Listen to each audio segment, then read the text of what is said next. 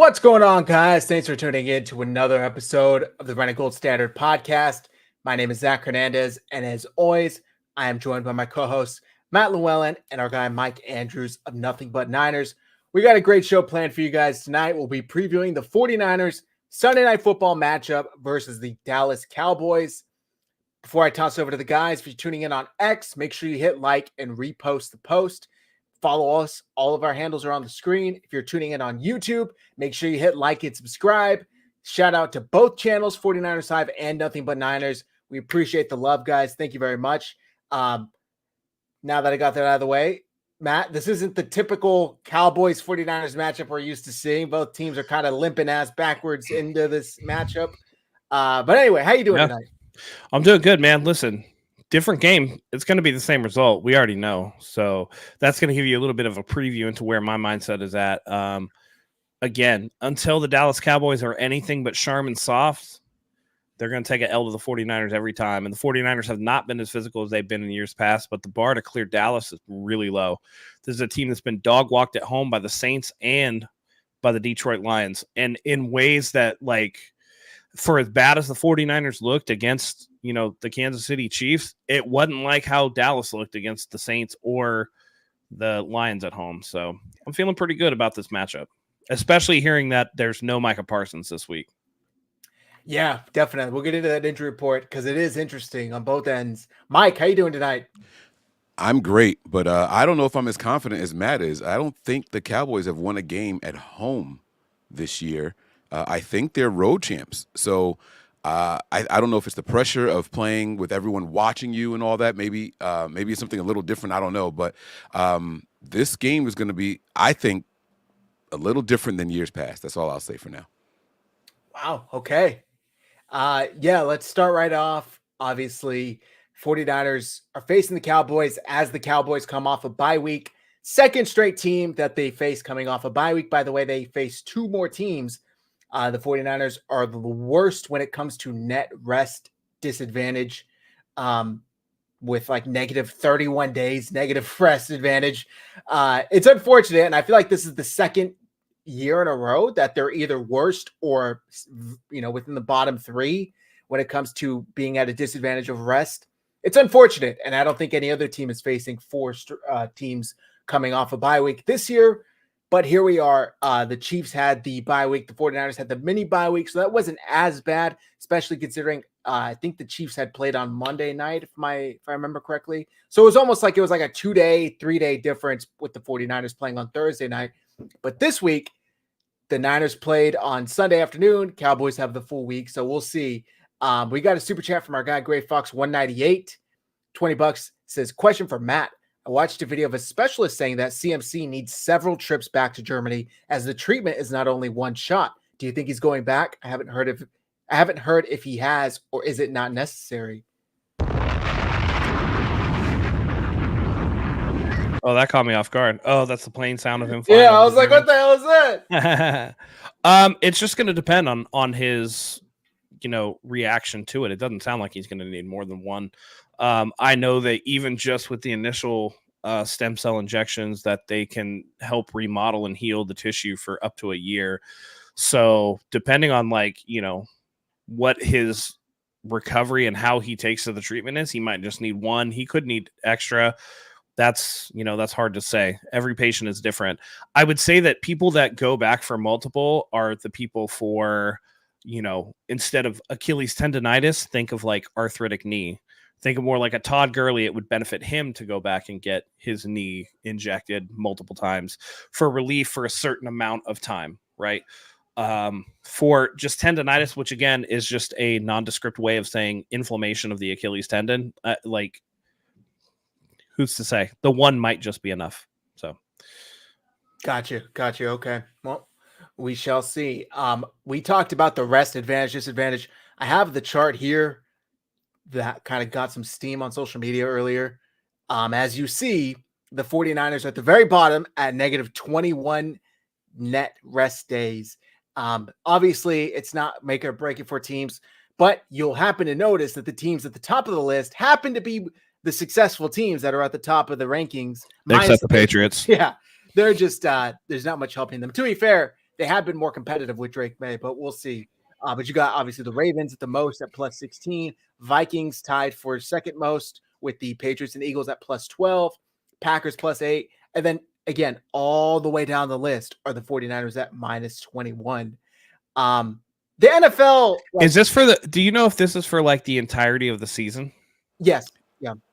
I mean, listen, this is how it's going to be every year for the 49ers. They're always near the bottom in terms of their net rest days because they're a West Coast team. That's the nature of it. The travel miles also. The Niners are usually at the top of the list, or, especially when we play an East Division.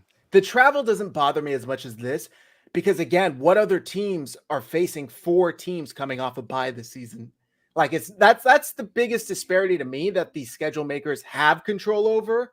Not so much who they play and where they play them. That I can chalk up to that's just the game.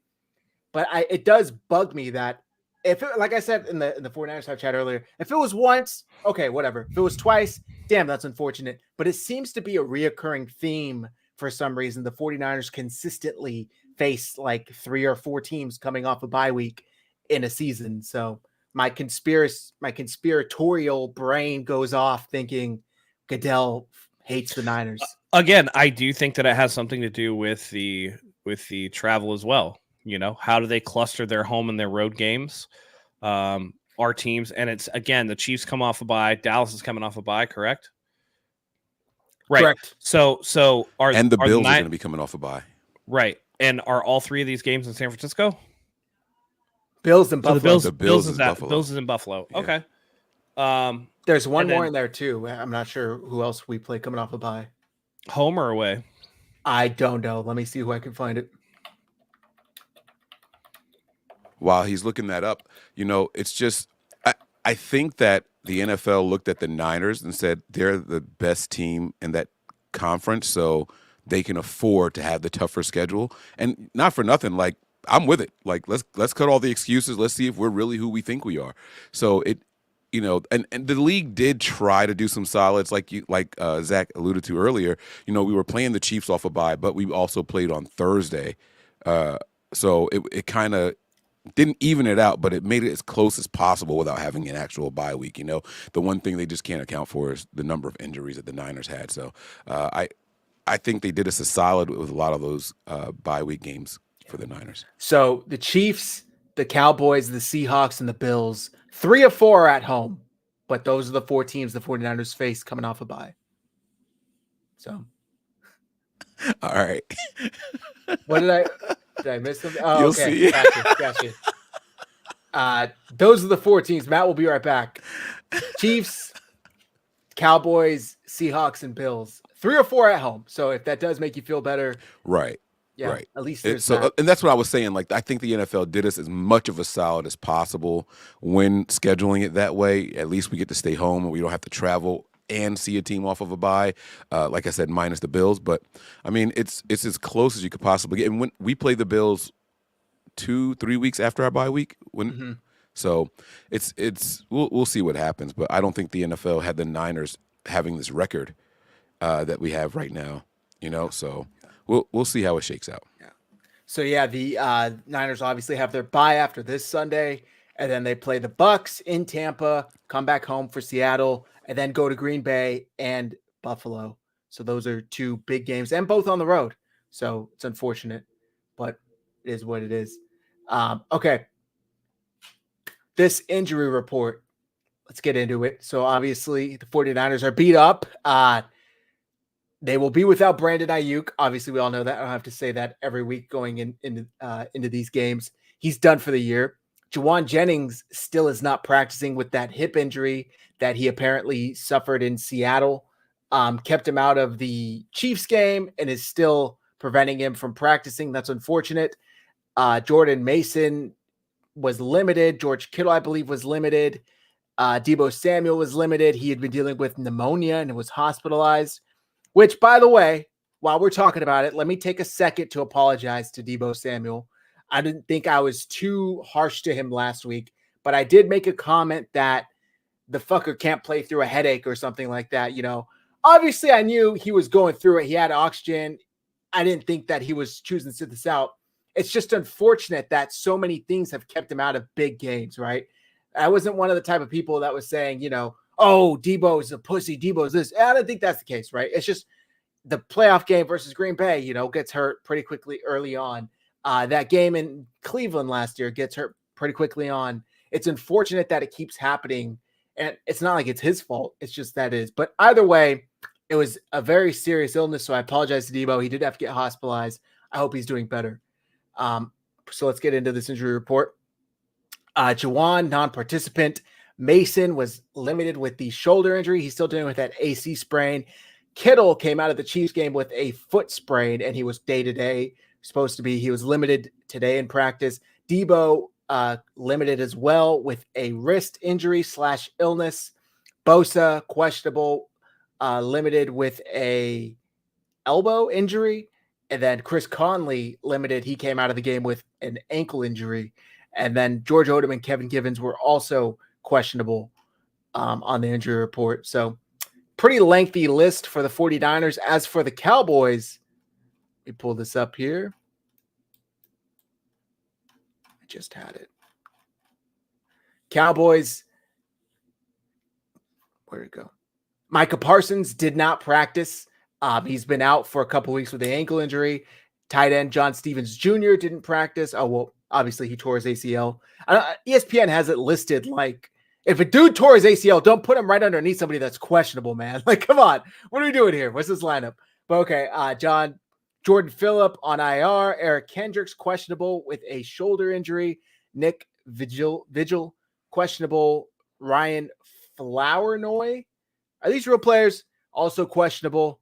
And the rest of this long ass list is on IR. So they are just as beat up. Obviously, the biggest name there is Micah Parsons, who did not practice and likely won't play. I mean, we're recording this Thursday night. Mike, how big is that loss for the Cowboys? And you didn't seem too optimistic, but how do you give them a shot to beat the Niners without Micah Parsons? Yeah, so I think it's less about Micah Parsons is very important. Let me be very clear what I'm saying, right? But I think that there's so many new skill position players playing on the offensive side of the ball for the 49ers that it's going to be a test.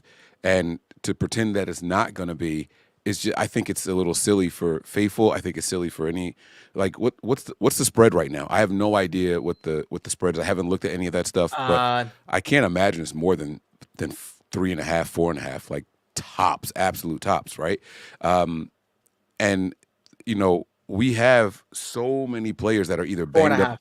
4.5, right? So we have so many players that are banged up and not straight up like not playing or playing limited, right? We don't know how Debo's going to be.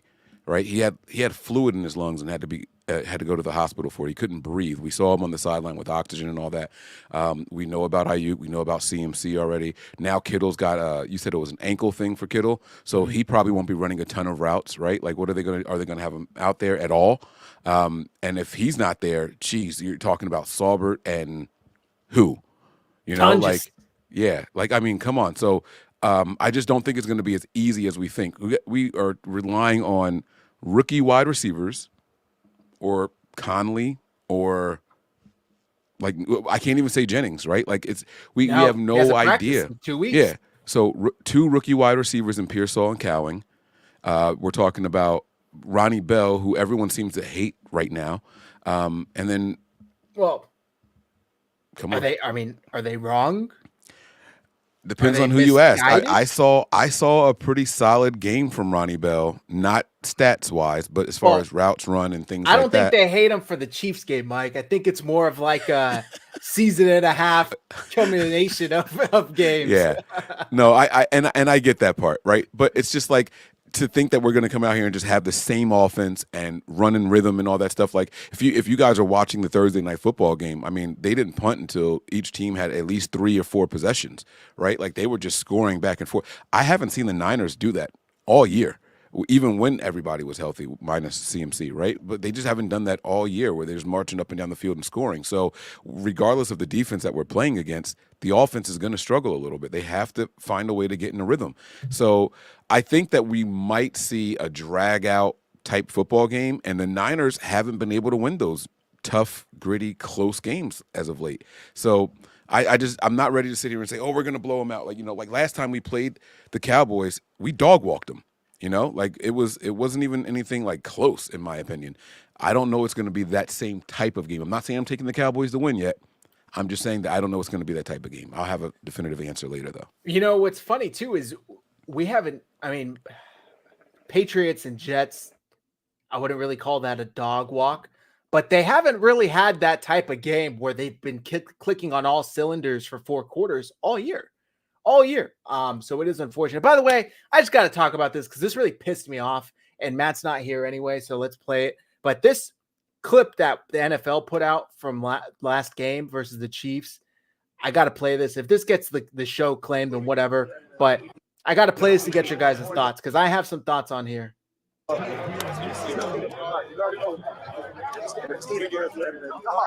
I know. Why not? I'll keep taking it. Like the Jays. I'm on the cool talk. Cheeky, man. Did you hear that? Did you hear what he said, Mike? Let's do it again in February, bro. If you told me that, you're getting punched in the face. What? Why? You're getting because Kelsey's saying, I just dragged my nuts on your face. Let's do it again in 6 months. Hey, at least he's saying you guys are going to get to the Super Bowl. Like, come on, that's not what he means. But that's as complimentary of McVay tapping Shanahan on the head after he whooped his ass. No way. I think everybody in the AFC knows that once the Niners get to the postseason, CMC should be back. Greenlaw will be back. Hopefully Debo is healthy. Like the Niners should have figured out their offensive line by then and what they do well and what they don't do well. I think it's a compliment. This is not the sunning of Sean McVay. Good. Hey, thanks for raising me right, Pop. See you later, sucker. Like, it would be different if this was like a Bills Kansas City where the Bills seem to get the better of them in the regular season, but Chiefs just beat them in January and February. The Niners haven't beaten this team in a decade. And I know I got pushed back on the last show when people said, yeah, it's like 5 games. Who cares? It's literally 2014, Kaepernick versus Smith. That was the last time the 49ers beat the Chiefs. So for Travis Kelce to come out and be like, yeah, let's do it again. Let's do it again in February, big bro or little bro. It's like, that pissed me off. And for George Kittle to be all buddy about it. Yeah, but if you man, cool Jays. If I told you that the Niners are playing the Chiefs again in the Super Bowl this year, are you picking the Niners to win? Like, no. Absolutely not. Exactly. So they're going to do it again. They're going to beat us again in February. Like that's all he's saying. Like, we're still better than you, but you guys are good enough to get to the Super Bowl again. So we'll see you there. Oh, we talk about the Travis Kelce, George Kittle thing. Yeah, I think they're just really good friends. To be honest, listen, these players don't give a fuck about it the same way that us fans do. Clearly they don't. Like they're all boys. Like at the end of the day, right? Like, because for us fans, it's just like, I don't have any allegiance to these fucking Chiefs fans. Fuck the Chiefs fans. You know what I'm saying? But for like Kittle and Kelsey, right? They do the tight end U stuff, and they're like friends outside of it's a fraternity of NFL players. You know what I mean? Also, Travis Kelce caught 4 passes for 17 yards. So like in terms of like pure performance, like I don't think he's trying to talk shit or anything like that. You know what I mean? Like, no, I don't see it like that. I don't see it as like Kelsey's personally talking shit. It's just like, it's like telling your little brother, after you just whooped him at Madden for the 12th straight time, we'll play again when I get home from, going to the store. It's like, yeah, of course you want to play again. I can't fucking beat you, dude. Like, of course they would probably beg to play the 49ers in the Super Bowl. Yeah, but I think that even though this one was caught on camera, I think you would see a lot of this sentiment. You didn't see it from Demo. That's all I know. Deandre Lenore was getting into it with the player in the background as Travis Kelce, George Kittle are saying, yeah, hey, good, cool shoes. I'll see you in a couple months. Like, Deandre Lenore literally had to be separated because he was getting into it with some receiver. I forget who it was. Right, but if he doesn't like that receiver, like, what if Demo is like, what if it's 49ers and Texans, right? And after the game, it's like, we beat the Texans, right? And the Texans are a good team, and it's possible they could be a Super Bowl. And you see Demo tell Jimmy Ward, hey, let's do this again in February. You know what I mean? Like, it's all perspective, There's certain players on this team that are playing like they give a shit. And there's certain players on the team that are kind of going through the motions. Demo is playing like he gives a shit. Thank you. He's got something Thank to prove. He's out there to go, and not only is he out there trying to prove something, he's trying to get a check. Remember that he said no to the contract extension. Watch what I'm about to do. And he's been living up to it so far, right? So he's going to be that feisty guy. Like, no, I'm not here to be friends with none of you guys. Like, I want to see you guys again, and I'm going to make your lives a living hell, right? With Kittle and Kelsey, it's like, oh, well, we have tight end you, like Matt said. We don't really play against each other. Right, we've gotten paid. Right, we got our money and all that stuff already. Well, like, I just don't think that all players are like Kittle. To defend Kittle as well, he's having a good season so far, and he had a good game, 6 catches for 92 yards. It was his season high. I mean, I'm not. So it's I'm not like saying he that. did. You know what I mean? Like, I think that it bothers you because in the moment, that's the last thing you wanted to see after such a fucking shitty game. I want to see them totally pissed off. that. Yeah, I want to see that. Like, I want to see it. I want to see like 35 Jake Moody's out there. When Jake Moody misses a kick, the dude looks like he's gonna go jump off the Golden Gate. Like, I'm concerned for him. These dudes look like they're gonna go to Hooters and grab 12 boneless wings and have a good night. But we should know by now that Kittle is not like that. Kittle, especially with his like loved ones, like if you watch that receiver show, like he compartmentalizes that shit really well, and some people are like that. Like, I'm like that with the fan base, right? Like, I was mad for a couple minutes on the Kansas City, and then I'm over it. I'm on to the next one, right? Whereas on X, everybody's like, Brock Purdy's a piece of shit. Fire Kyle Shanahan. Brock Purdy's the reason that Brandon Ayuk got hurt. Blah, blah, blah, blah, blah, blah, blah, blah, blah. Like, same old shit every week. And then when they win 2 or 3 in a row, it's like, oh, Kyle was in his bag. Fucking Brock Purdy's the top 5 quarterback in the NFL. From the same people. So, you know, I don't expect Kittle to be one of those guys because he's not like that. He's very much like you see him when he does like his mantra stuff. And, you know, even when they lost the Super Bowl the first time in 2019, he's like, I will be back here.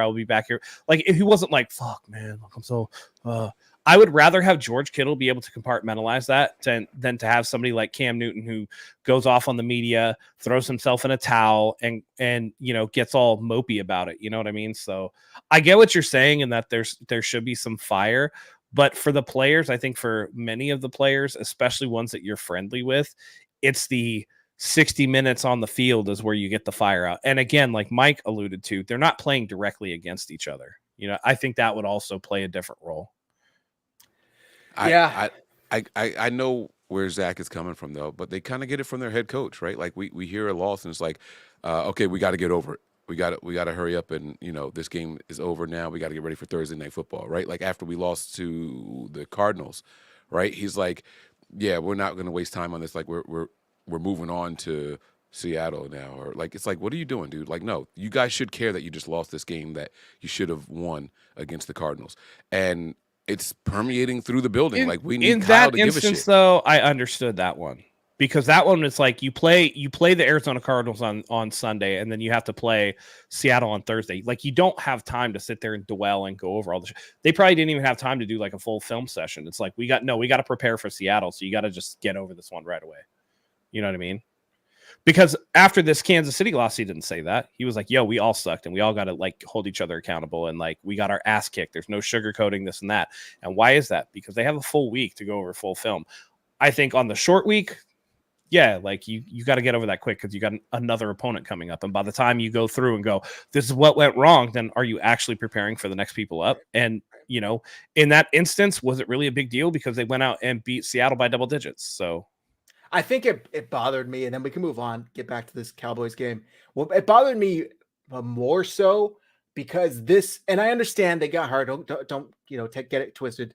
This was like that measuring stick game, right? It was like, okay, we were this close to beating the Chiefs in February. They both regrouped. They both retooled. This, again, is a beat-up Chiefs team who is playing really ugly football on offense, playing really good defensively. How did the 49ers measure up? And we were all thinking, yeah, they have an arm tied behind their back without McCaffrey, without Greenlaw, but they should still have a chance. They were favored in this game, for crying out loud. Like, they should have a chance to win it. And then they lost it. I get Ayuk got hurt. I get Debo didn't end up playing. But at the end of the day, they still had a good chance to win the game without those two players. And then they just kind of burned down, like, tragically. You know, it was like watching the Hindenburg or something. Like, it was very unfortunate just to see them collapse. And They need to get out of that sort of mindset because it seems like when things go poorly for them, it's very hard for them to stop it and turn things back around. It's like, oh no, we got a block punt. Oh no, we missed an extra point. Oh no, we threw another interception. It's like, don't make a bad play worse. And this team seems to be able to make a bad game worse consistently. So they need to start hot Sunday night. Like I made that full circle. Back to Sunday night against the Cowboys, baby. Matt, I'll go back to you. Jordan Mason's still dealing with the shoulder. Do you expect that to be a hindering factor? Do you expect Guerrero to get more carries? What do you think of the 49ers running game? They'll continue to run Mason as long as he can deal with the pain control. It's not really going to be an issue of, injuring it further necessarily. But the concerning thing to me is that dude can't seem to do anything in short yardage. So I would say that's the bigger concern overall. If it comes down to like anything in one, I at this point, just because I've seen him, I think he's had like 7 short yardage situations, and he's got like negative yardage. Yeah, so it's really unfortunate. How much of that is on him though? Like we saw the 9-man box. I'd say at least half. What? Because there have been lanes there that he doesn't take, and he doesn't have great vision. He's too much of a tap dancer waiting for it to open up, and then by the time it opens up, he's getting tackled. It's not all on him. It's not all on him by far, because the offensive line, Banks has regressed. Unfortunately, that's where we're at. He's one of the worst graded linemen on the 49ers offensive line. And Brendel is Brendel. McKivitz actually isn't even the worst this year, so I can't even bitch about McKivitz that much. But it's unfortunate because they're not doing that great. The left side was always the best side with Trent and Banks, and now I can't even say that. It's like kind of scattered throughout, and I'm hoping Feliciano can come in and replace Brendel, and it would be a stronger center, but I don't know. Mike, you seem to think that it's more on the line than on Mason. I think certain situations, yes, because Mason is still averaging over 4 yards a carry, right? So, I mean, if it's an obvious rundown, why are we expecting him to bust through 3 tackles? The offensive line is playing like shit. I mean, let's call it what it is. You just said that the left side used to be the strong side. Like it's like that's not even the strength anymore. So what do we expect him to do? And they're doing 80% of the snaps from shotgun now. Like he's starting from 5 yards behind the line of scrimmage, and then you want him to gain a yard. Like he's got to run 7 yards to be positive. Like it just doesn't make any sense to me. I don't get how we can sit there and try to put it on him. I don't care who the back is. If it's an obvious rundown, teams are going to stack the box. They were playing goal line defense midfield, and we didn't have an alternate plan. We didn't have an audible. I mean, I sent you guys a clip today.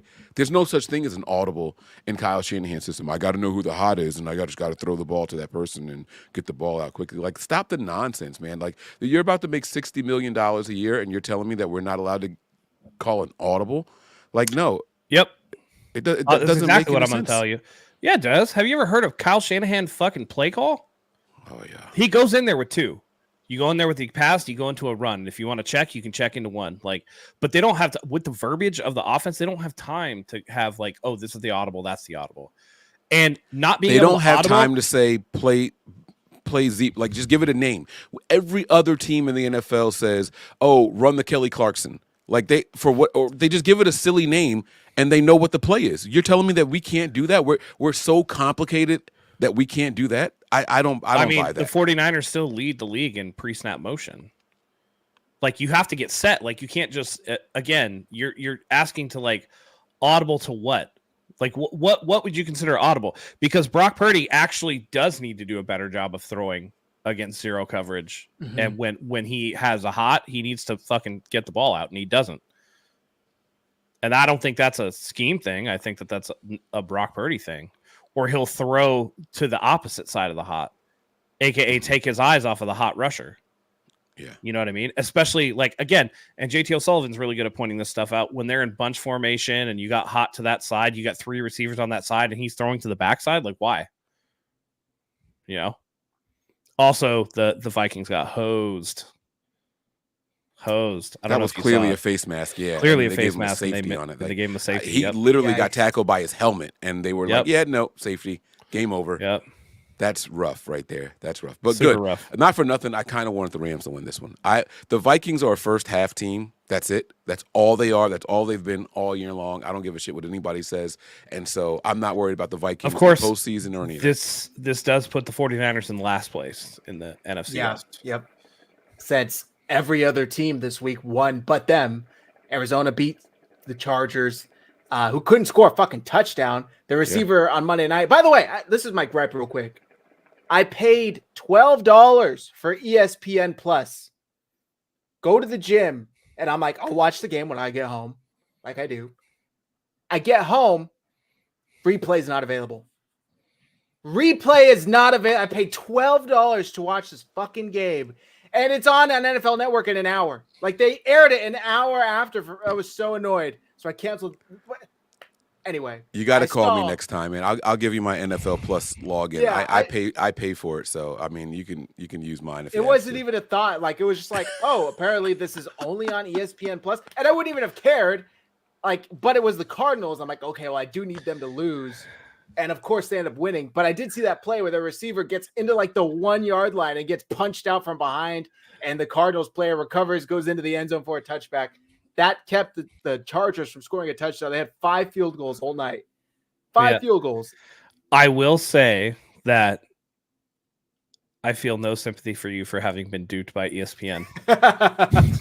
You should have known better. Listen, that's the same thing with Peacock. They're so anti-consumer, dude. Yeah, ESPN is trash.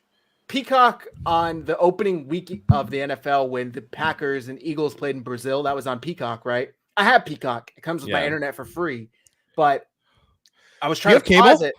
I have YouTube TV. Oh, sorry. Yeah, it comes with my internet for free. Yeah. YouTube TV? You know you can. Oh, I was going to say, you can DVR on YouTube TV, right? Yeah, but it was only on Peacock. Ah, okay. So the ESPN game. You could have. No, DVR. It was only on ESPN Plus. Only on their app. Oh, this was one of those. See, I work on Monday night, so these dual Monday night games. Only on the app. It was weird. Like, it was hard to find it on my. Well, I can't say what I use, but it was hard to find it on that, and I finally found it. But it was like, dude, on MetStreams.com. hence my statement. ESPN is very anti-consumer. They're horrible. So that week that I was saying on Peacock, I was trying to pause the game so I could go to the gym, watch. I go to the gym Friday nights. Peacock only lets you pause 15 seconds at a time. 15 seconds at a time. So Ashley was like, I'm not sitting here and pressing pause and fucking it. So I was like, it's all right. We'll replay when we get home. Same thing. Get home. Replay is not available. It's insane that these apps, it's like, I know you have the footage stored on your fucking file somewhere. You tell me I can't just press play? Anyway, let's get back. I'm getting too angered here. So 49ers apparently are now in last place thanks to the Rams winning. I'm kind of happy. I hope this sends a message to Kyle and to the team. They seem to play their best. They're with their asses backed up against the wall, saying, okay, you guys thought you were hot shit for the past 6 weeks. Well, you're in last place. Like, it's not like irrefutable. It's not like, well, yeah, we haven't really played that good, but we're like 4-2 or 5. No, you're 3-4 and in last place. You're behind Kyler Murray. You're behind Matt Stafford with a bunch of bums besides tonight and Geno Smith. So get it together.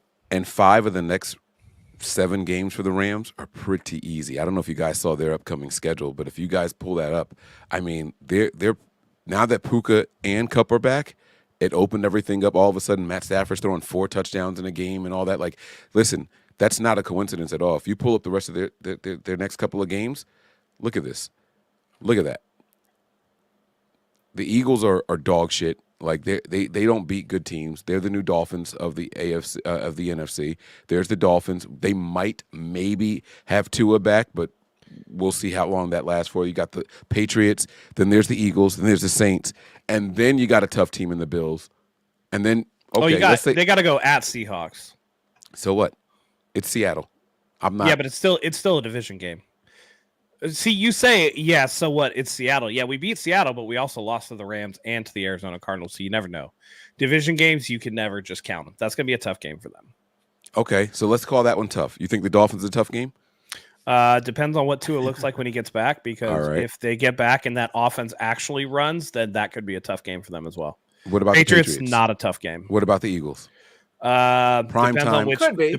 Eagles Depends are on gonna, which Eagles show up. stop. They get AJ Brown and Devontae back. They've Right. got 4 plays in their offensive playbook. Like the Eagles are like, all right, fine.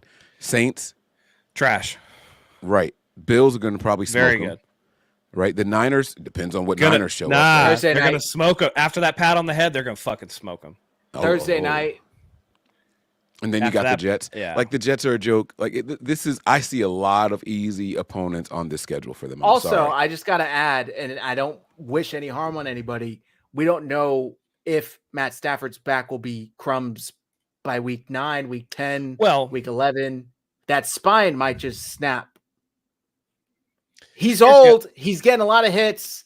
Offensive line's not great. He's hurt as it was. Didn't he have a fractured spine coming into like last year?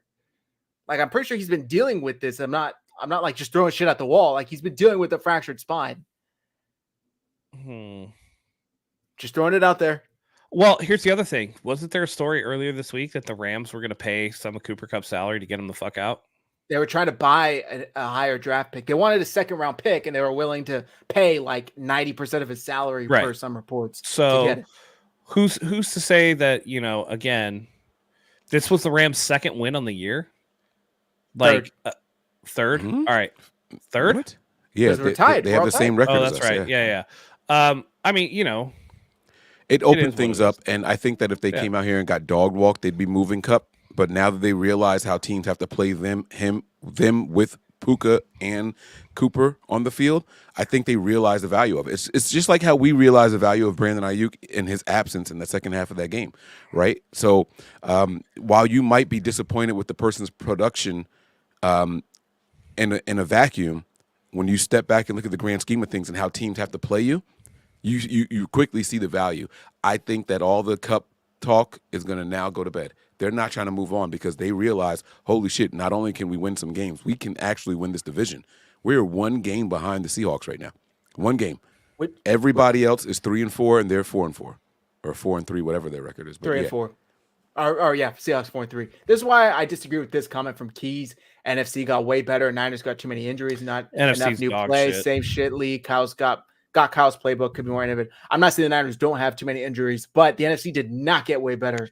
NFC The did Lions not- improved. Vikings improved. I would argue that the Lions are going to be worse because of the injury to Aiden Hutchinson. Right. They just lost Hutchinson for the year with That's the their snap best pass delay. rusher. So Right. Minnesota is clock's going to strike midnight, and I think this is the first, right? They've lost 2 in a row now. So this is where maybe they start to turn back into a pumpkin, and Sam Darnold looks in the mirror and goes, "Oh fuck, I'm Sam Darnold." And Damn it, Darisaw Darnold. went down. Darisaw went down, their left tackle. So, True. Yep. I mean, Darnold's going to get a lot more pressure. Think about that face mask. What side did it come from? Left side, right? Like they overloaded that side. That's where it came from. They yanked his face to the left. Like that's because that's what the side he was coming from. All of a sudden, your first half team, you lost your guy on the last play of the first half for you guys, and you couldn't do anything the rest of that game. So they're significantly worse. It's the Lions that are going to pose the biggest threat to the 49ers. And like you just said, that's without Hutchinson going forward. We'll see what they can drum up. Like the NFC is not a tough conference right now. I'm sorry, but it's not. All the 49ers have to do is get to the playoffs, and once you get to the dance, it's a completely different thing. But why are we saying all they have to do? That's a tall task right now, looking at our roster, looking at our injuries, and looking at the other teams around the league. look at the division, though. It's even. What do you mean look at the division? Yeah, It's even. Right. But you're one game out first. Can you tell me which game from start to finish that the 49ers have played well from beginning to end? Any of them? No. That's my you guys are arguing my point now. No, I'm not. I'm arguing that they're too talented a team to play like shit every single game. They're going to regress more towards their being a good team. That's that's going to be the nature of things. You think there's just Christian a switch that McCaffrey they can is going to flip. be Christian McCaffrey is going to be probably due back after the bye. You're working in Pearsall and Cowing and actually game planning for them to actually be in the game rather than last week. Debo may or may not play this week. Jennings probably not going to play this week, but they'll probably be back after the bye, right? So then John Feliciano probably going to be back after the bye. And now you're starting to look at a team that is actually missing Brandon Ayuk, which if that's the worst that you're missing, then you can deal with that. You don't have to worry about Hufanga or Jair Brown taking up both safety spots, right? Malik Mustafa, as you saw for his run fit, like that dude is a missile. That dude is a fucking missile. So if he ends up continuing to develop, he also had the most missed tackles last week. Sure, so, that's fine. He goes for the hit sticks. Yeah, so you got to take it with a grain of salt. He's a shoulder tackler. He doesn't wrap up. So, I mean, you got to take it with a grain of salt. Yes, he had some very big, impressive hits. Sure, absolutely. And he's a young guy ascending. I will give you that. He is trending in the right direction, and will get better as the season goes on. But here's where I like Mustafa. He's athletic, and he seems like he can make plays on the ball. Yeah. And unlike Hufanga, who made plays on the ball but was not athletic, yes, I will take some missed tackles in the run game because you have the entire defense behind you, rather than being super slow playing that center field position. So Renardo Green getting a lot of run, actually had a good game against the Chiefs. We don't have to see Yidam. That motherfucker doesn't have to come off the bench anymore. You know what I'm saying? I didn't see anything super mega negative out of Charvarius Ward last week. He had a good game. Like, he had a decent game. What I'm saying is, stop. Hold on. But here's my thing about Charvarius Ward is that he did have a knee injury, right? So like, if he starts to get healthier, maybe those glaring mistakes he had really early become less and less, and then it's not as obvious that he's not playing as well. There are things that this team can do to lock it up.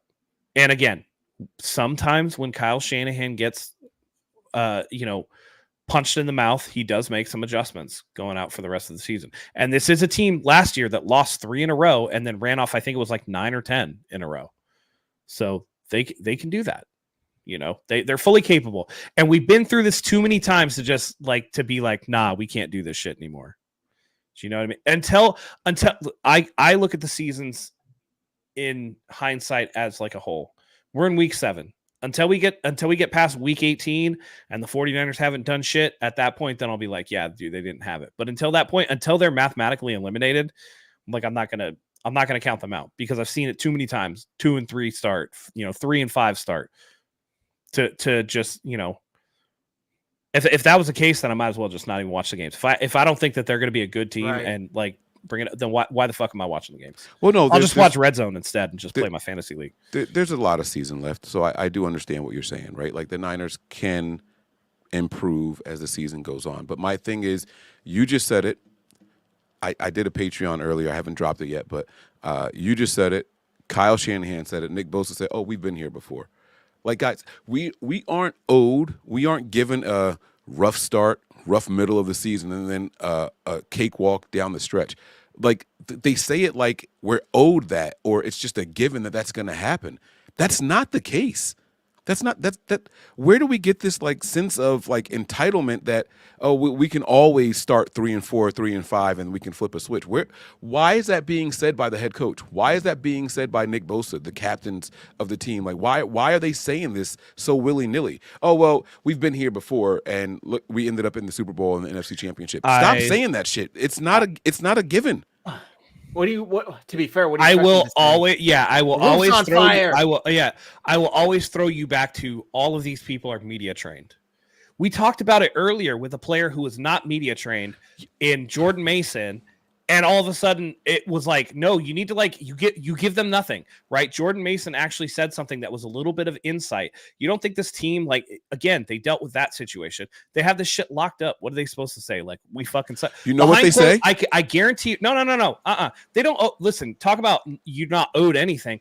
We're not owed as fans any fucking insight into what they do behind closed doors, because I guarantee you that behind closed doors, that some shit is going down. You know what I mean? Like, but it's not all rainbows and puppy dogs, but they don't owe us the explanation of whatever. They're going to give us platitudes while behind closed doors being like, hey, this is fucking dog shit. Yeah, but if you know what I mean? If you go back to when we lost 3 in a row last year, they weren't saying, oh, well, we were 2 and 4 before and blah, blah, blah, blah, blah. You know what they were saying? 1 game at a time. We need to focus. I'm not worried about how the rest of the season is going to play out. Fred Warner said that after the Rams loss. He said what? We're taking this 1 game at a time right now. Fred said that. Literally said that. Fred, because Fred gives a shit. Fred is the Diamondor Lenore of the linebacker. Like that. No, but I'm trying to tell you something. Like, it's a difference in mentality, and that's all I'm trying to say, right? Like, so right now it's, well, we've been here before and it ended well for us. Like, we're going to take care of business. Versus one game at a time. I don't know what the future holds. Who knows what's going to happen? This team is injury ridden right now. Like, what?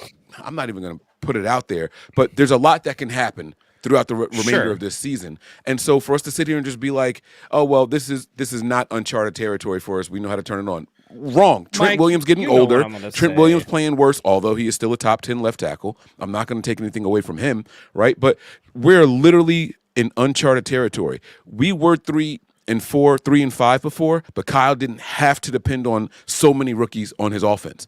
Kyle didn't have to depend on a backup running back being his starting running back at that point in time. Depend on so many rookies on offense? We're talking about Pearsall and Cowling being starters because Debo and Ayuk and Jennings aren't going to be out there. Kyle's never done that before.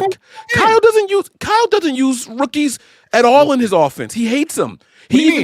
Kyle said himself in the damn it, I'm ruining the whole Patreon. Kyle said it himself in the presser, like Pooney wasn't going to get any of those reps, but we had 2 injuries that happened very early on in training camp, so we had to force him in there. And luckily for us, him and a couple of other rookies stepped up to the task. Kyle is in uncharted territory. We have to acknowledge that. So if we are going to acknowledge that, if they are going to acknowledge that, if the team is going to acknowledge that, don't sit there and be like, oh, well, we've been here before. You weren't here before depending on 4 rookies on the offensive side of the ball. Pooney, Cowling, Pearsall. I keep wanting to chart Mason as a rookie. He's not a rookie, but this is first time with significant starts. Yeah, but this is first time with significant starts. So when I say 4, I keep throwing him in there. He does not belong in there. But my point remains. Like this is still a makeshift offensive line. We're talking about, can we get Feliciano in there and put a new center in? Boom, new cohesion issue now. Now we got to work on how they all work together. This is not the same 3-4, 3-5 49ers as you say that it has nowhere to go but up. Who cares about cohesion if it's a shit line? You know? And it's not like Kyle Shanahan has actually experience with rookie wide receivers. Half of Dante Pettis' career output was his rookie season with the 49ers. Debo Samuel had over 800 yards receiving in his rookie season. Brandon Ayuk was up near 700 yards receiving. It's not like they never got play. You're asking Ricky Pearsall and Jacob Cowling to do something against the Dallas Cowboys for 1 week that you actually have the whole week to game plan for them to be a part of your offense. That's different than saying they have to rely on them the rest of the way because I don't know what Juwan Jennings' injury is, but they haven't put him on IR. It shouldn't be that bad. Coming out of the bye, Debo's going to be back, right? Like it's just an illness for him, all right? He's going to be back. Jennings is going to be back. Now you're not relying on 4 rookies. And then you get CMC back and they can use the fuck out of him like they always do. He'll get his fucking 45% like touch share of the offense or whatever it is. And you still got Kittle. So like, I don't know. And by the way, the 2 people you used as an example, Kyle Shanahan and Nick Bosa, don't want to talk to the media anyway. So they're not going to give them any fucking nuggets of anything. They're literally the leaders. They're literally the top of the top. Those guys set the standard for the rest of the team, and they're all like, it's okay. We got this. Don't worry. Wait. You think they're setting the standard for the team when they're at the podium talking to Kyle Shanahan? Yes. Are you kidding me? No, what? Behind closed doors. Man, wait. You mean to tell me when he refused to bury Jimmy Garoppolo in public that he wasn't behind closed doors shitting all over Jimmy Garoppolo where the rest of the team knew Jimmy Garoppolo was dog shit? And they were like, and they had to watch Kyle Shanahan defend it to the media. And you think he didn't say anything behind closed doors? I swear you're arguing for me. No, I'm not. How am I? Because if you're not going to talk shit about your terrible quarterback, your starting quarterback publicly, that means that there's a deficiency. If you're going to go to the podium and say, we've been here before, so this isn't uncharted territory, there's plenty of season left, we'll be fine. Like, then you're saying even more positive shit or more truthful shit behind closed doors. Right. But because he tells you that they've been there before doesn't mean that he's not behind closed doors saying you're taking what he's telling you at face value. I want panic button Kyle Shanahan at the podium. That's I want. He's literally never been that. And he gave you as close as you were going to get when he said, there's no sugarcoating it. We got our ass kicked. Everybody needs to hold each other accountable from special teams, offense on. We all need to have a serious discussion about what's going to happen moving forward. And that's as close as panic as you're going to get. He's not going to give you anything else, because to go beyond that is to be a coach who knows he's about to get his fucking ass fired. I should have had you on the Patreon. He's not getting fired though. He just signed an extension. But I should have definitely. I should re-record that shit, because this is a lot better conversation than what I had, because I was given fire and vitriol, bro. I was pissed at what they were. There's a fucking fly in here. So if you guys, I know, I've seen the thing come out. There's a fly in here. I swear I'm going to get this fucker before the end of the night. But I'm telling you, I had nothing positive to say about the way that they were addressing the media this week. After the game is very different. After the game, emotions are still high. You can try to reel it in as much as you want, but emotions are still high, right? That's why we do something called an overreaction show, and then we break it down later on with a real assessment, right? When I watch the game back and I look at the All-22, there were plays to be made all over the field. But during the overreaction show, I'm like, Kyle's got to get his head out his ass. Like, blah, blah, blah, blah, blah. Where Kyle was actually calling some good plays, the execution just wasn't there by the players. You get what I'm saying? So, the emotions were high. Kyle's emotions were high when he said, we got our asses handed to us and everyone's got to be better, including special teams, blah, blah, blah. It's the first time I've heard Kyle give a shit about special teams in his 7-8 years here as a 49ers head coach. But that's as close as you're going to get, and he's going to button it back up during the week and this and this and that. Because one, you're talking about old shit with Kansas City and you got to move on to Dallas and all that stuff. Two, he's addressing that stuff behind closed doors. What you see at the podium with Kyle is never, all you have to do is watch the All-22 film and just look at Kyle on every fucking offensive play. And you can tell if it's a good or bad play. You don't even have to watch the field. Just watch Kyle. He is so emotive on the field with what's going on that you can tell what the result of the play was just by looking at him. So just because he's not doing it for our benefit doesn't mean that he's not doing it for the team. And I think that that's a clear distinction that needs to be drawn. And I'm not even saying Kyle needs to get away scot-free, because I think this has been a very bad coaching job for Kyle this season in terms of the standard that we have for him. I think he has a lot of improvement to go on. But I'm just telling you, he's never going to be that super emotive guy, right? And by the way, if depending on who you believe, he either had a nice discussion and a handshake with Brock Purdy after the game, or he completely dog shit on Brock Purdy for 5 minutes and scolded him like a child. So depending on who you believe, it's not like he's not saying anything, right? I don't know. I call having a discussion with a player coaching when you're the coach, but that's just me. I was an athlete. I've had conversation with coaches after bad games. You know what I mean? That's how it goes. So right. Shots fired. I love it. Let's get back to this game. Yeah, that was an interesting conversation for sure. What do the 49ers need to do to right the ship and get this win when they may be without Juwan Jennings? I think Kittle is going to play. Obviously, I think Bosa is going to play. I think Mason's going to play. Juwan Jennings might be their biggest absence. What does the offense need to do, especially with Brandon Ayuk now not in there? They have to replace his production with two rookies. What was Debo's designation today? Was he limited? Questionable. Limited, yeah. He was limited in practice today? He practicing. He might. Yeah, I think he's probably going to play. Kyle said he was surprisingly better than you would expect. I saw Matt Barrows say yesterday he was dunking basketballs with Christian McCaffrey and doing sprints after practice. He looked healthy. First of all, that tells me Christian McCaffrey going to be back if he's out there dunking basketballs. That motherfucker's 5'9". No. Christian wasn't the one dunking. Oh, okay. He was shooting. Okay. I was like, damn, bro. Get your shit. No. Okay. If that's the case, I'm going to Germany so I can get some of that shit, because I need some of that in my legs too. But no, that's some of that shit from my back, bro. Space Jam. Yeah. But Michael's secret stuff or whatever.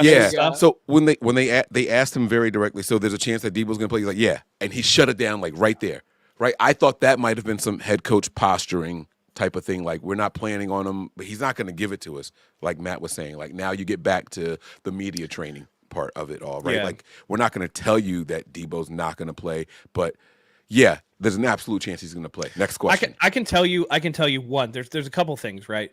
Debo was back on the sideline with the players during the game, and then he was at the Warriors opening tip on Tuesday night. Yeah, but he didn't have to run around.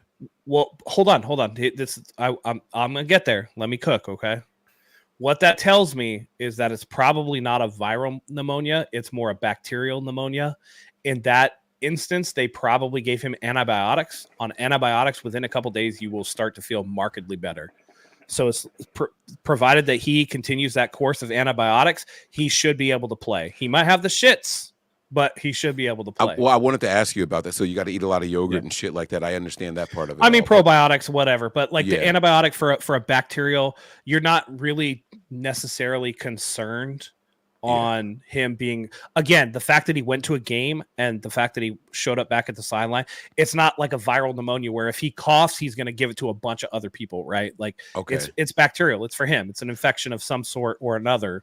You know, maybe he smoked hookah like you and didn't clean his filter. I don't know what the fuck he's doing, but what'd you take away from the fluid in the lungs thing? That's what I wanted to ask you about. That's literally I don't know. That's just pneumonia. That's pneumonia. So all pneumonia is fluid in the lungs? Yeah. Some form of infiltrate in your lungs. Yeah. Okay. All right, cool. And that can happen from like the most innocuous shit. You can get a pneumonia from like aspirating. Like if you choke on water or something like that, you can get aspiration pneumonia. You know, he could have like really bad, postnasal drip or like a bacterial sinus infection that ends migrating. I don't know. You're just waiting for the body to cook it out. Is that I mean how you get rid of it? Well, no, not necessarily. With bacterial pneumonia, you're going to treat with antibiotics, and that'll help clear it out.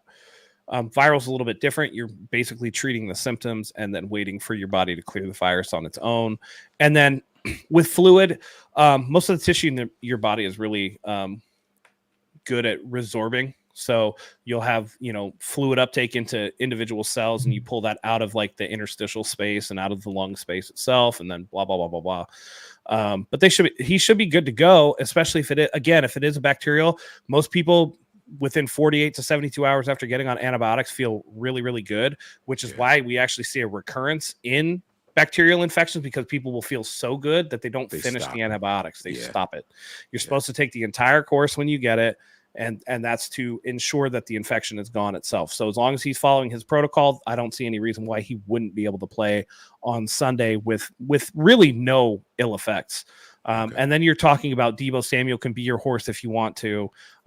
What I did see, and to Zach's question, just to like kind of get back on track, what I would like to see is them start to use Jacob Cowing in a way that can get him the ball in space, because that kid is quick.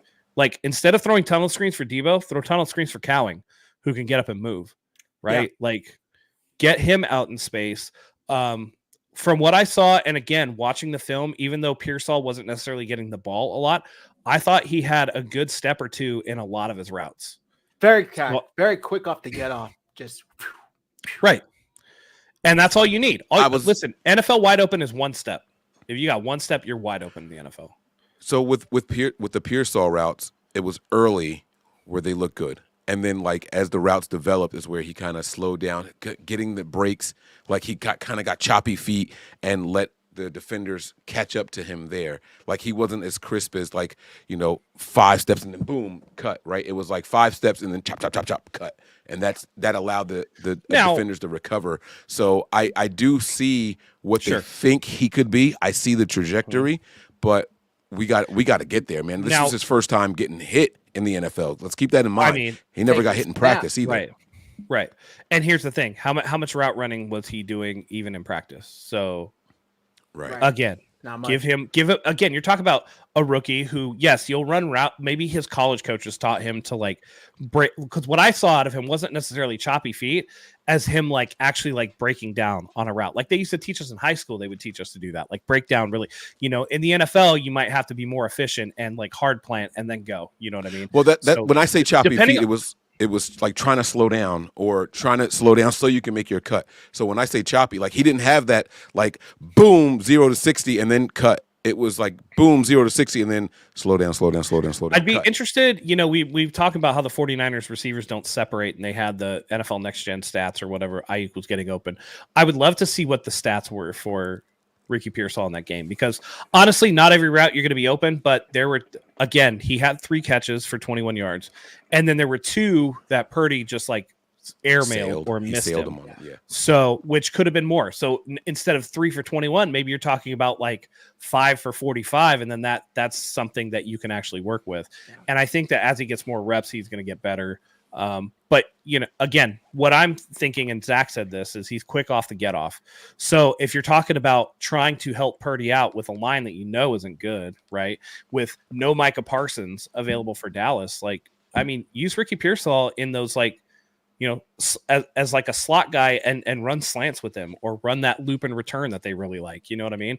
Get him open in space and on a guy just route running, and then they'll be able to use that. Because I'm not worried about Kyle being able, even with these guys, I'm not worried about Kyle necessarily being able to dial up middle of the field stuff. That's what they're best at killing zone coverage, middle of the field. He needs man beaters and people that can get open against man coverage. And so that's going to be the real question for me going into this game. So I really want to see Cowing take that step, and I think this is his first chance to do so, especially if Juwan Jennings isn't going to play. Already with Brandon Ayuk out for the year, somebody has to step up. I think eventually it will be Pearsall, but 2 weeks into his NFL career, I'm not expecting him to go off for 11 for 125 or something on Sunday night. He's not Malik Neighbors where he's just going to hit the ground running. And Malik Neighbors got like 20 targets a game to start the season. But Cowing has proven he can hang. He's got NFL speed. He's got NFL hands. He's got NFL awareness. He's good. And I would love to see screens. I would love to see deep shots, go routes. They got into the red zone, and it could be the same play where he caught that 50-yard pass, or could be a different drive. They got into the red zone, and then on first down, they threw a screen pass to Cowing that got 9 yards, and then Kyle proceeded to take him off the field for the rest of that end zone drive. And that, if I remember correctly, ended in an interception or ended with a field goal. I forget which. Either way, they didn't get in the end zone. I would love to have seen Kyle keep Cowing in, try and get him the ball more. He's got that end around speed. Maybe you get him involved with handoffs. Use him like you used Ayuk and Debo early on in their careers. I would love to see that. I think Cowing has that speed. And Pearsall, I just want to see him maybe quick outs, slants. Use that big body receiver type to just move the ball consistently, right? And on top of all of that, the running game, I think Dallas is giving up like 150 yards per game on the ground. They can't stop anybody. They can't stop a nosebleed. So I expect a big game from Jordan Mason, but boy, could this be a get-right game for the 49ers offense. Deep shots, screens, running up the middle. There's a lot there for the taking. Mike, what are you expecting from the offense here? Well, so that's something that Kyle Shanahan pointed out, right? Like the big shots were there, and Brock just didn't pull the trigger on it. Here's what I like the most about all of this controversy that the 49ers are under this season. Kyle has not once hesitated or wasted time throwing Purdy under the bus. And when I say throwing him under the bus, it's pointing out his flaws publicly, right? Matt pointed out, 15, 20 minutes ago that Kyle just went to bat for Jimmy over and over. Like, we're all watching dude, this guy is dog shit. And Kyle's coming to the podium like, Jimmy's a top 10 quarterback in the NFL. And it's like, dude, we see the same fucking game you see. What are you talking about, right? He refused to do it. I think that when Kyle likes someone and trusts someone, he's more apt to publicly admonish. Is that the right word that I want to use?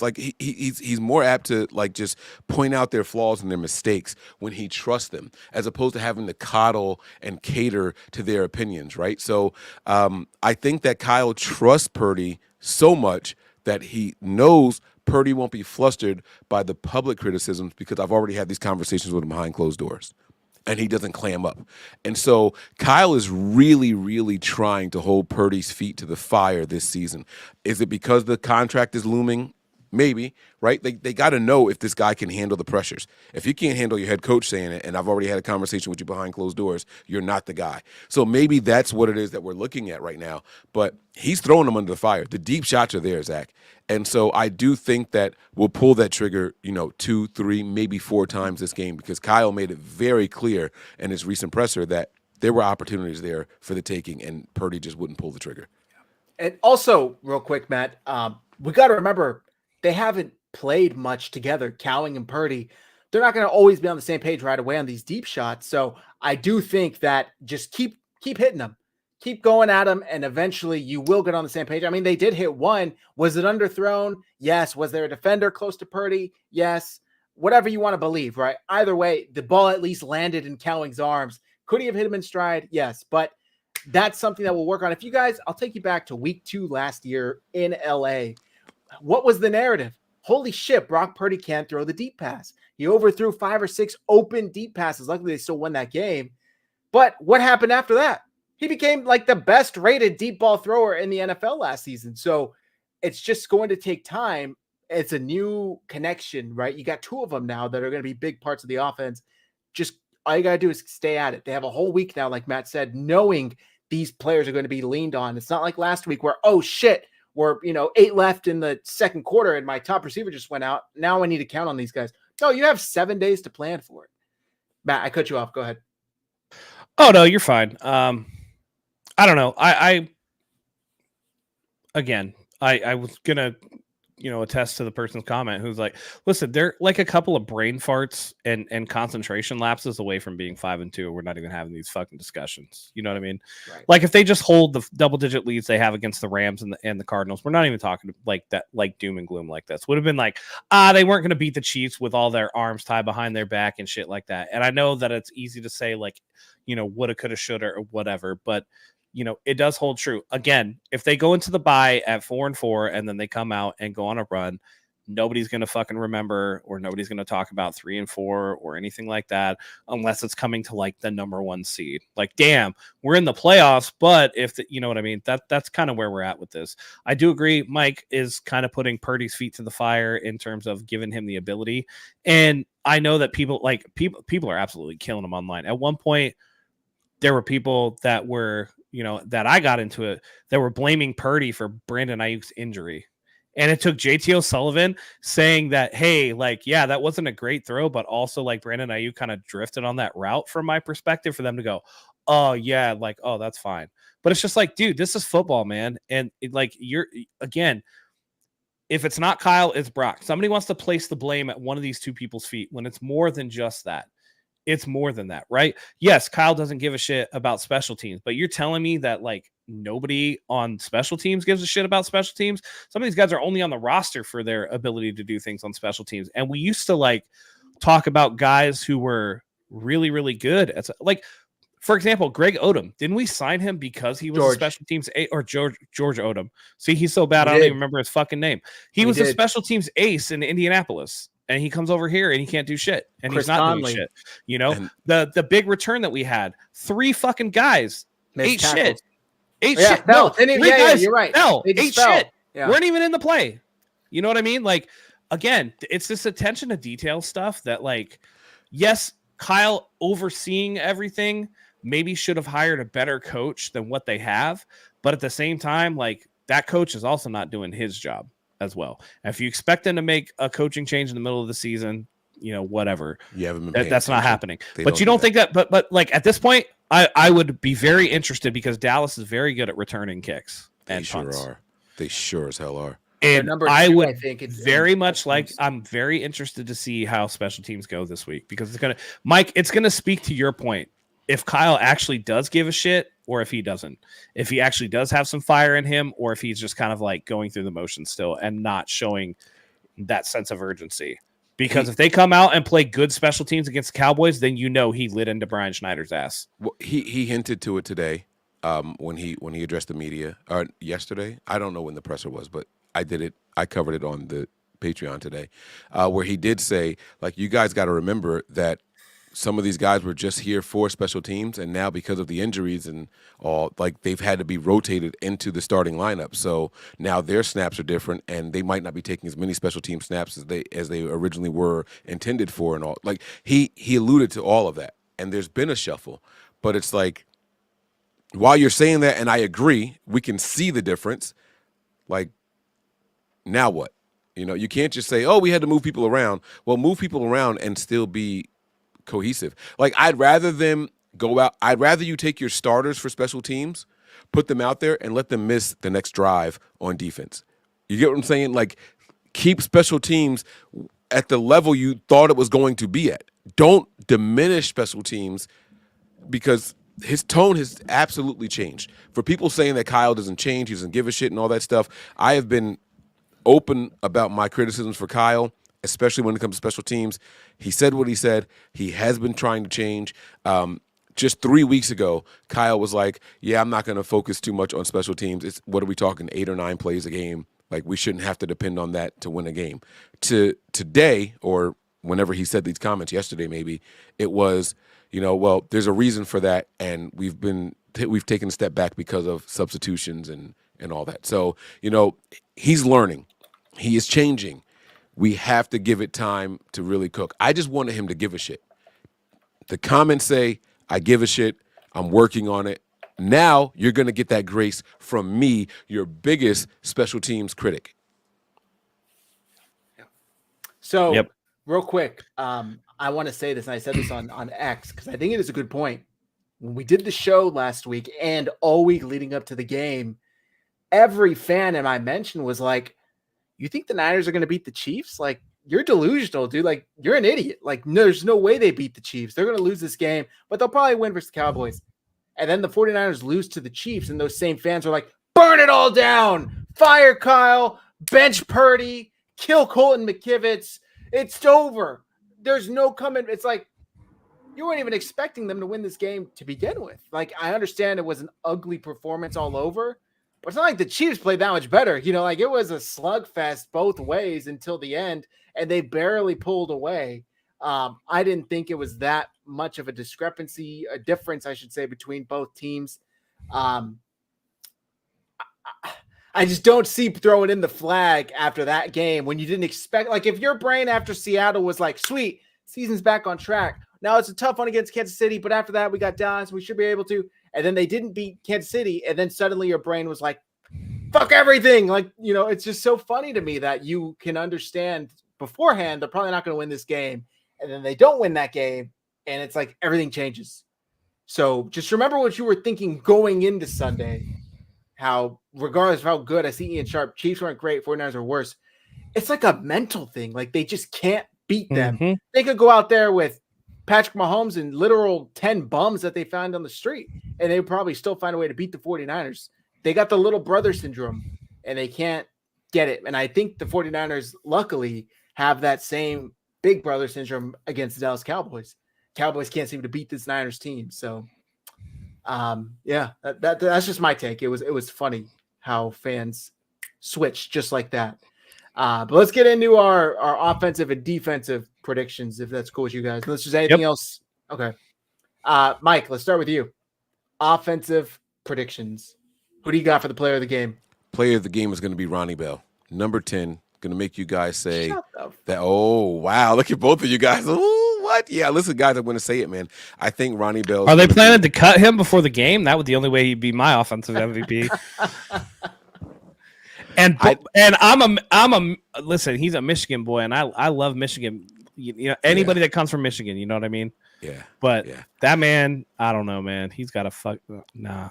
I think he and Brock go to the sides.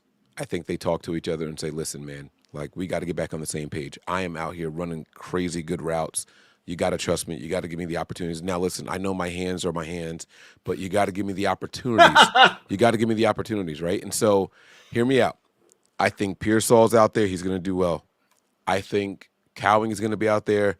Maybe not so much. I even think Debo's going to be out there, but more as a decoy, right? I think that what it's going to come down to is who can they consistently depend on. I think everybody in the football world thinks Pearsall's going to go off this game because he's a first-round pick. Ayuk is gone, and Debo's banged up. I think everybody immediately says, all right, if you got to pick a good wide receiver for the Niners in this game, who is it going to be? They're going to go with Pearsall, right?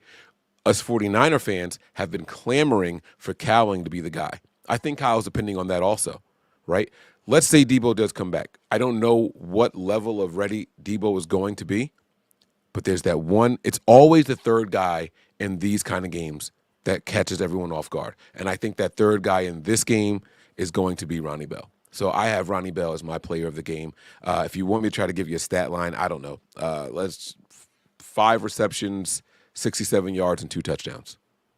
Damn. Not a ton of yards, some moving the chains type things, and some red zone targets. Yeah. 5, 67, and 2.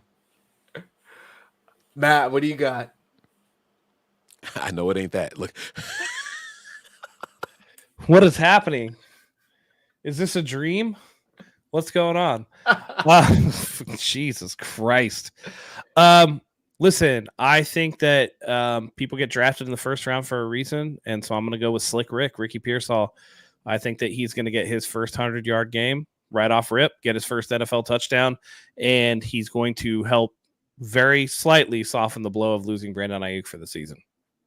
Okay. I want to go with Cowing, and I love the Pearsall pick because I think starts off this rivalry for him perfectly with a big game. Fuck the Cowboys. But I think I'm going to go with Jordan Mason. I think it's too easy. Jordan Mason, Cowboys rushing defense is giving up, like I said, 143 yards per game. Coming off of back-to-back horrible outings at home. Now they come on the road, Sunday Night Football. Give me Jordan Mason. I think he has 150 yards and 2 touchdowns himself. I think he has at least 2 40-yard runs. Defensive player of the game. Go ahead, Mike. What do you have something to add? Everything in my brain was saying Mason. But I didn't want to take it because I went first. So if I went last, I would have said Mason if no one else had said him. So I like that you did it. So it's cool. Got you. Defensive. Who do you got, Mike? Defensively, I'm gonna go with. I don't want to take Matt's answer. I'm gonna go with Malik. You can if you want to. No, I'm gonna go with Malik Collins. I'm gonna go with Collins. I don't think he's gonna rack up a ton of touchdowns, but I think that pressure up the middle is going to be absolutely incredible. They finally signed Evan Anderson to the 53-man roster. He's got a big run stuffer right next to him. He's going to be able to actually use his pass rush skills in this game. And I think Collins is going to be all over Dak. I'm not saying that he's going to get, good. Did you see what I posted? I don't mean to interrupt you, but please tell me you saw this. No, I didn't. What'd you post? Is it something you can share? Yeah. Did Evan Anderson finally get promoted to the roster? Yes. What did it take? Brandon Ayuk. We were begging for Evan Anderson. He was the best graded defensive lineman for the 49ers, and he was getting promoted temporarily. Yeah. Well, he's finally on the roster for the year. Unfortunately, it came at Brandon Ayuk's expense. So that's phenomenal. I love it. What a meme right there, right? But we got to look at his size, right? We got to look. This is a 6'2", 300+ pound guy. He's a run stuffer. They're not putting him on the edge. They're not doing any trick plays or anything like that with this guy. They're going to put him right in the middle and dare you to run it up the middle with him. Ezekiel Elliott's been a shell of himself. Rico Dowdle is a guy that he can break some tackles. He's a guy that can catch some passes and all that stuff, but it's not coming up the middle. And so they're going to have Anderson really going out there and just stuffing the run. It's going to allow a guy like Collins to go out there and really put his head down and focus on his double moves. This guy can beat double teams and all that stuff when he knows he has to go after the quarterback. I think we're going to see a really, really good game from the interior. And then Nick Bosa is going to be doing this thing also, but that it's going to help open things up for Collins on the inside. And so I'm going to go with him. I'm going to say 1.5 sacks this game. Nice. Ton of pressures. Matt, what do you have? So I'm going to do Mike's thing from last week when he picked the 49ers to lose and was hoping it was going to be a reverse jinx. Man, Nick Bosa has been so close so many times. I feel like I'm holding him back with my expectations. You know what I mean? Just that little bit of weight expectation. So I'm going to go in a different direction today. We all know that Deommodore Lenoir is going to try to lock up CeeDee Lamb, and that's going to be an interesting battle. However, the man of the hour in this game is going to be Renardo Green. I think Renardo Green is going to get 2 picks against Dak Prescott. Damn. Yep. Do the Cowboys even have 3 wide receivers to run out there so Green gets on the field? What are they doing that? Yeah, man. That's Dak Prescott. Awesome. Listen, Dak Prescott threw an interception on a screen pass that one year. Remember that against Jacksonville? That's fair. That is absolutely fair. All right, cool. Now I just want to remind you, my reverse psychology did not work last week.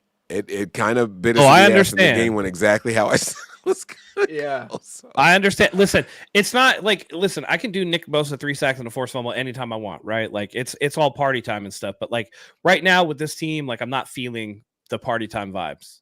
So I'm giving serious answers for these. And, I think that Renardo Green, again, played really well. If you look, I think he was targeted 8 times, gave up 4 catches for 17 yards. or something like that. Yep. So he had a really good game. And again, like you said, it's not like Dallas is going to be, you know, trotting out a bunch of people out there, a bunch of great receivers. But, you know, CeeDee Lamb again, Diamador Lenore, they're going to match up a lot. And if it's not Diamador Lenore, it's going to be Ward. So then you have substandard receivers, and if we think that those guys are going to do well, you have substandard receivers or not as good receivers against Renardo Green, who has shown that he has a knack for the ball. As you know, he was the one that I believe he got a pick against Seattle along with Malik Mustafa. So he can have more. I think just spread the wealth. Okay, I like that.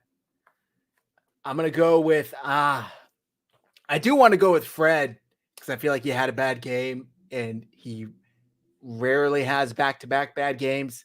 So I think I will go with Fred, although I do like the young DBs. I'm going to go Fred. I think he gets a pick. Gets very close to a pick six, but he gets a pick. Almost takes it back in. Give me Fred Warner.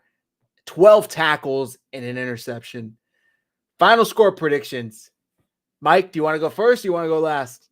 I'm ready, man. I'm ready. Let's hit it. Listen, I got the 49ers scoring 3 touchdowns, 1 field goal. I think they win this game by a touchdown. I'm going 24-17. Not quite the offensive dominance that we want to see against the Dallas Cowboys. I think there's some lulls throughout this game, a couple of series where we punt back-to-back.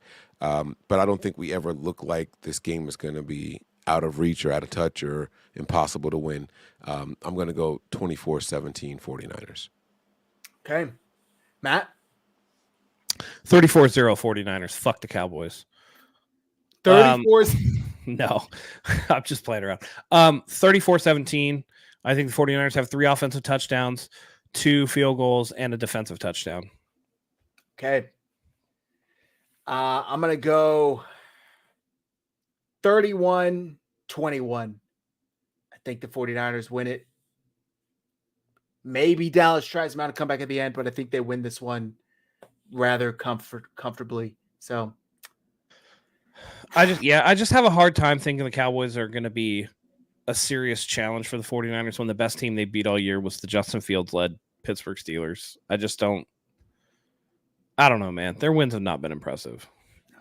They beat the Browns, the Giants, and the Pittsburgh Steelers. Did we pull up their road record? They're 3-1 on the road, right? Yeah, but again, Giants, Steelers, and Browns. Like, yeah, okay, they're pretty trash. Like we're better than those teams. Yeah, right? I hope we are still. So okay. By the way, shout out my GOAT, Jameis Winston, with the start this Sunday. Obviously, Deshaun Watson tore his Achilles. They weirdly had Jameis as the third emergency quarterback, but DTR got hurt, so we had to come in. And now he's getting the start. I will always root for Winston. Hey, DTR got hurt. That motherfucker was playing like shit, and they were like, "Hey, grab your hand, bro." He's oh man. By the way, good. I think everybody's draft crush. By the way, too. Yeah, I think it's time to just acknowledge that Cleveland doesn't know what they're doing with quarterbacks. And no. I say that because Baker Mayfield has had this phenomenal resurgence. He's following up Tom Brady, and Tampa might actually win that division. And he was doing a phenomenal job. Now I know that he just lost his 2 starting wide receivers, right? But like they made it feel like Baker Mayfield was just another like. They trashed him on his way out. They made it like there was like this media. I felt like the media was all against him. They wanted him to be like Ryan Leaf or what was the guy's name for the? Is that the guy for the Cardinals? Chargers. Oh, no. What was the guy's name for the Cardinals that had the hot tub in his room? Josh Rosen. Was it Rosen? They wanted him to sound like that kind of guy with no work ethic or anything like that. And man, oh man, he's in the shadow of Tom Brady directly, and that team has been like, shoo. So.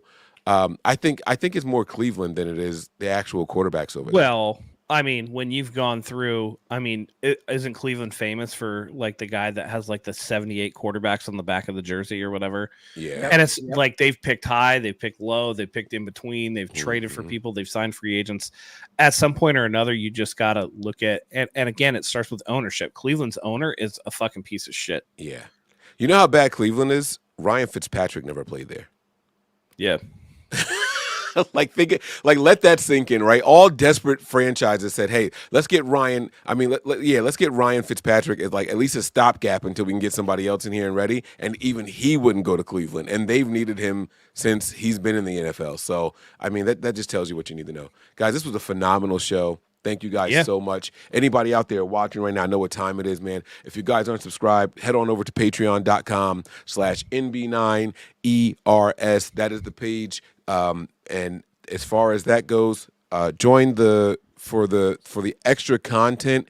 You guys are going to want to be on the $5, $10, and $20 tiers over there. The $1 tier is really just getting you guys the primetime games where you can watch it with us. So boom, there it is, patreon.com/NB9ERS. And then for everybody who is watching right now on the Nothing But Niners channel, I promise you guys, you need to subscribe to the 49ers Hive, guys.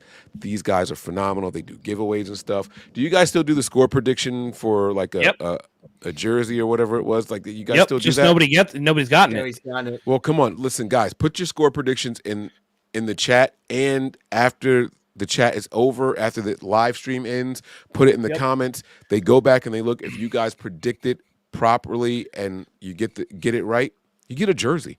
Like, I mean, how easy is that, right? But you got one submission per person. It's easy. Just you got 17 chances a year to get a free jersey. Like, who else is giving you that? I don't know any other page that's doing that. So subscribe to the 49ers Hive YouTube page. That's right. Thanks, Mike. Appreciate it. Yeah, guys, all of our handles are also, let me pull them up on the screen. Make sure you follow us on X, follow the podcast, follow Nothing But Niners, follow 49ers. Follow everybody. Just follow everybody. Now that I got that out of the way, Matt, please do us the honors. Yeah, man, this is going to be a big week for the 49ers because I'll tell you what, if they lose to Dallas, I'm out on the season. You know what I mean? That'll be a season ender for them. If they lose to Dallas, go into the bye week 3-5. But I think that they're going to beat the shit out of Dallas. They sun Dallas regularly. So we'll see you here after the game for our reaction show. Whether it'll be good, whether it'll be bad, you'll just have to, tune in to find out. So for Mike, for Zach, for myself, we're really looking forward to the Dallas game. Thank you, everybody, for joining us here tonight. We love having you here as always. And until next time, go Niners.